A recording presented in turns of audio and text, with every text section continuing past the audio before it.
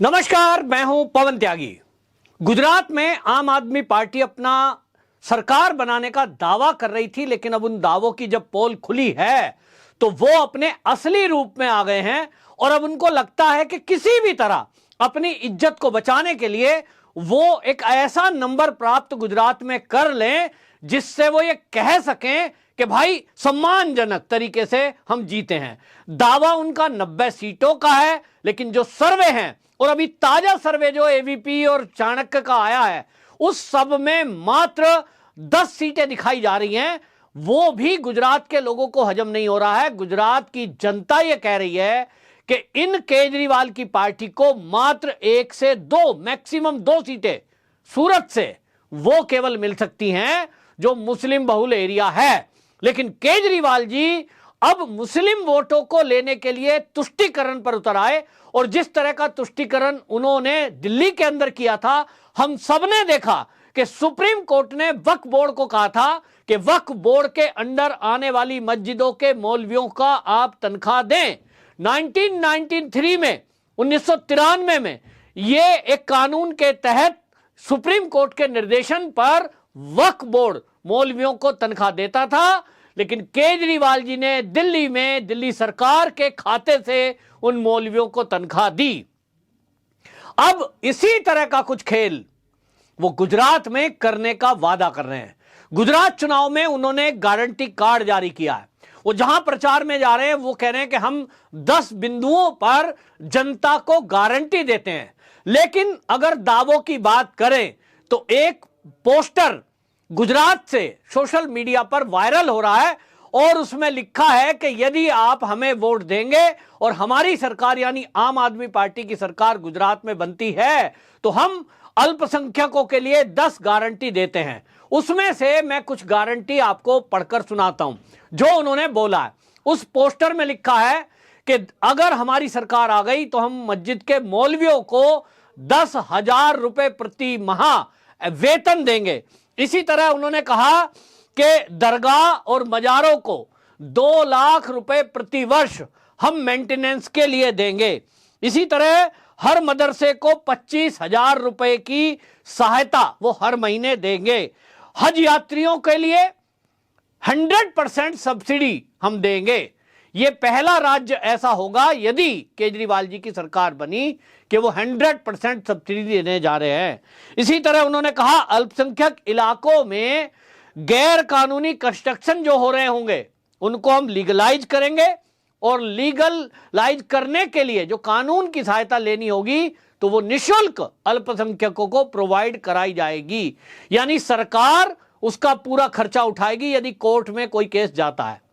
इसी तरह उन्होंने कहा अल्पसंख्यक के उत्थान के लिए जो छोटे व्यापारी हैं, छोटे दुकानदार हैं, किसी की टेलर की दुकान है, किसी की नाई की दुकान है, किसी की खराद मशीन है, इनके लिए 10 लाख रुपए तक का लोन सरकार देगी और वो भी 0% ब्याज पर।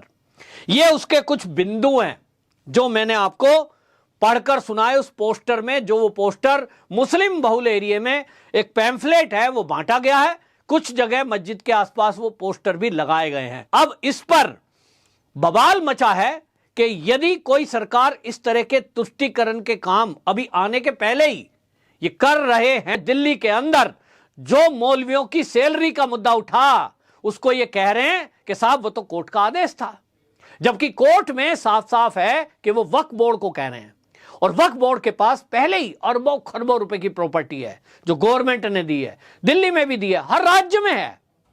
5 लाख जो एकड़ है करीब जमीन इनके पास है, एक आंकड़ा बता रहा है। अब इतनी जमीनों के मालिक वक्फ बोर्ड जिनको लोगों ने दान में दिया है वो अगर अपने अधीन आने वाली मस्जिदों को मौलवियों को रखरखाव के लिए गुजारे भत्ते के लिए पैसा ना दे तो सुप्रीम कोर्ट ने इसमें एक केस गया था और वो मुस्लिम पक्षकार हैं उनकी तरफ से वो कोर्ट में गया था। मौलवियों की तरफ से सुप्रीम कोर्ट केस पहुंचा था और तब सुप्रीम कोर्ट ने वक्फ बोर्ड को यह कहा था कि आप इनको गुजारा भत्ता दें। वो गुजारा भत्ता वक्फ बोर्ड देता है जो उनके अधीन मस्जिद आती हैं, लेकिन केजरीवाल जी ने वो 10 से बढ़ाकर 18,000 कर दिया और वो दिल्ली सरकार के खाते से दिया। ये जो हुआ दिल्ली में वक्फ बोर्ड को और बाकी मदरसों को जो सहायता दी गई, इस पर जो बौद्ध हैं वो दिल्ली के ये कह रहे हैं कि भैया मंदिर तो बौद्ध के भी हैं, उन पुजारियों को क्यों नहीं दिया? गुरुद्वारे भी हैं, उनके ग्रंथियों को क्यों नहीं दिया? चर्च भी हैं, उनमें पादरियों को क्यों नहीं दिया आपने कुछ? और मंदिर तो बहुत सारे हैं दिल्ली में, किसी भी एक पुजारी को नहीं दिया। केजरीवाल जी तो अपने आप को हनुमान भक्त बता रहे थे, वोट लेने के लिए वो प्रसिद्ध दिल्ली का जो हनुमान मंदिर है वहां उसमें गए भी थे, यमुना के किनारे। लेकिन वहां के पंडित जी को उन्होंने पूछा कि भाई आप प्रसिद्ध मंदिर के हनुमान जी का आशीर्वाद मेरे लिए जीत के लिए मांग रहे हैं, मेरे लिए प्रार्थना कर रहे हैं, आपको भी तनख्वाह दे दूं? ना, ये ही तो तुष्टीकरण है कि बाकी को कुछ नहीं, केवल एक विशेष वर्ग को वो सारा तुष्ट करेंगे जो जो उनको चाहिए। सोचिए कि तीर्थ यात्रा के लिए केजरीवाल जी कह रहे हैं मैं तीर्थ भी फ्री कराता हूं, तो कोई कह रहा है आपसे तीर्थ फ्री कराएं? जो टैक्स पेयर का पैसा है आप उनसे पूछ रहे हैं? भाई आप, मैंने पहले भी कहा कि जो दिल्ली में तीर्थ यात्रा के नाम पर बवाल हुआ है उसको आप चेक करें।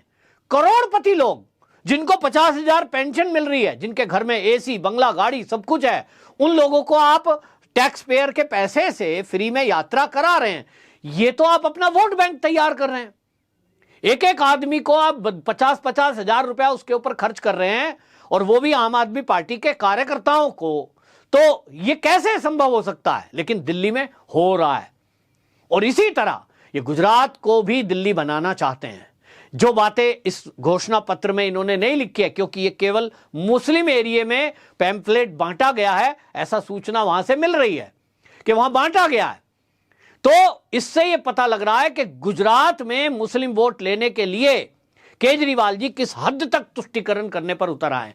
अब इनको लग रहा है कि सरकार तो बनी नहीं रही, लेकिन एक मुस्लिम पक्ष के लिए यह ऐसा दिखाएं कि भैया केजरीवाल जी से हितैषी कोई नहीं है। और इसका असर आपको बता रहा हूं, जो सर्वे हैं, वो जो सर्वे आ रहा है, जो सी वोटर का जो सर्वे अभी हाल ही का आया कुछ घंटे पहले, जिसमें यह बताया गया कि केजरीवाल जी को 10 के लगभग सीट मिल रही है। यही जो पहले जनता का जो सर्वे है वो तो 2 सीट बता रहा था। क्या इससे सीटें बढ़ेंगी? निश्चित जानिए कि जब आप इस तरह की घोषणाएं करेंगे कि हम 0 ब्याज पर आपको 10 लाख रुपए देंगे, फिर आप ये घोषणा करेंगे कि हम सबको जो है हज करवाएंगे, फ्री में करवाएंगे। 100% सब्सिडी का मतलब है जितना आपका खर्चा आएगा, आप जाएंगे हज के लिए तो सबको मिलेगा।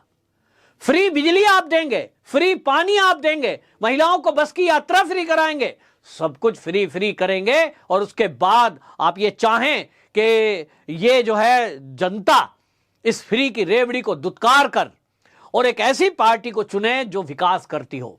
वाकई में केजरीवाल जी ने जो ये फ्री फ्री फ्री बांटकर जनता के सामने एक खाका खड़ा किया है, इस पर गुजरात में बहस हो रही है। लेकिन गुजरातियों में, जैसा मैंने कहा, पहले से इस बात को लेकर तैयारी है कि वहां फ्री का कुछ नहीं चाहिए। यहां तक कि मुसलमानों की भी अगर बात करें तो मुस्लिम एरिया में भी केजरीवाल जी के बजाय वहां की पार्टियां, वहां के मुस्लिम जो हैं वो कांग्रेस को वोट देना पसंद कर रहे हैं। और इसीलिए अभी भी सर्वे ये कह रहे हैं कि केजरीवाल जी की कितनी भी घोषणाएं हो जाएं, कुछ भी वो ड्रामे कर लें, केजरीवाल जी को 5 से अधिक सीटें नहीं आनी। पहले वाले सर्वे पर मैं अभी भी कायम हूं, मैक्सिमम 5 सीटें इनको आएंगी। और जिस सूरत में ये कह रहे हैं कि 8 में से 8 सीटें लाएंगे, और मात्र 2 सीटें मिलती इनको दिख रही हैं, बाकी कांग्रेस को मिलेगी। ये बात ठीक है कि आज भी भारतीय जनता पार्टी के पक्ष में मुस्लिम वोटर जाता हुआ नहीं दिख रहा है।